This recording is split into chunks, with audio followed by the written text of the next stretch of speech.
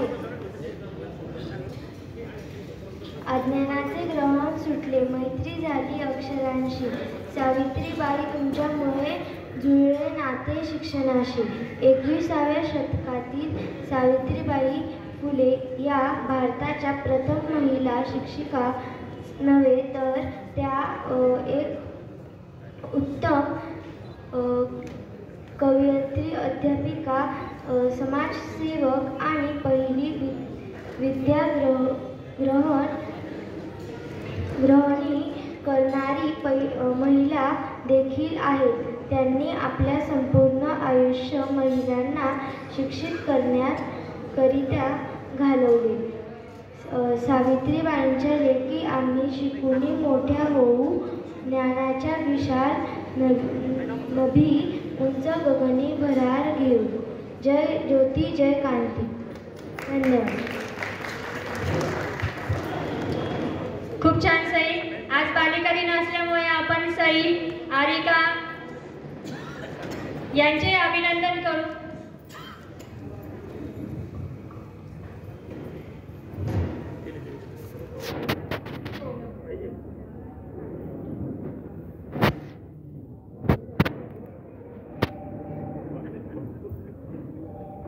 स्त्रियांच्या शिक्षणाची खरी सावित्री तूच कैवारी.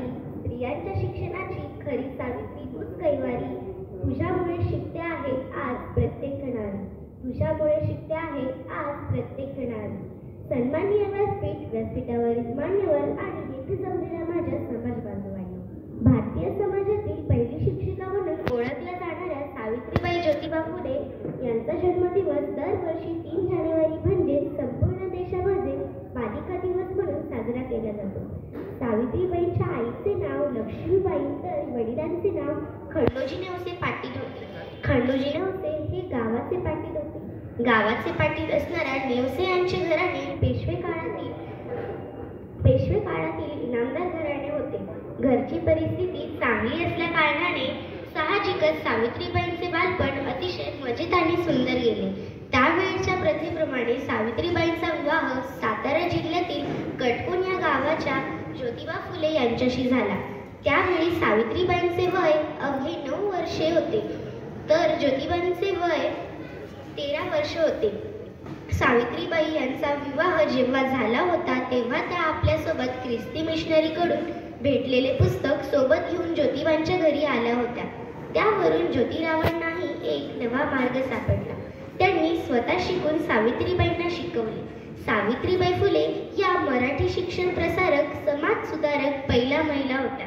महाराष्ट्रातील स्त्री शिक्षणाच्या आरंभिक टप्प्यात त्यांचे पती ज्योतिबा फुले यांच्यासह त्यांनी मोठी कामगिरी बजावली. महात्मा फुले यांच्या समाज सुधारणाच्या कार्यास सावित्रीबाई फुले यांनी मनापासून साथ दिली.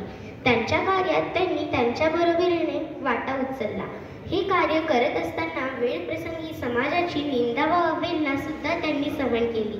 1848 साली स्त्रिया व अस्पृश्य यांना शिक्षण देणे हा गुन्हा होता. त्या काळात महात्मा ज्योतिबा फुले व सावित्रीबाई फुले यांनी 1 जानेवारी 1848 रोजी मुलींची पहिली शाळा भिडेवाडा, पुणे येथे सुरू केली.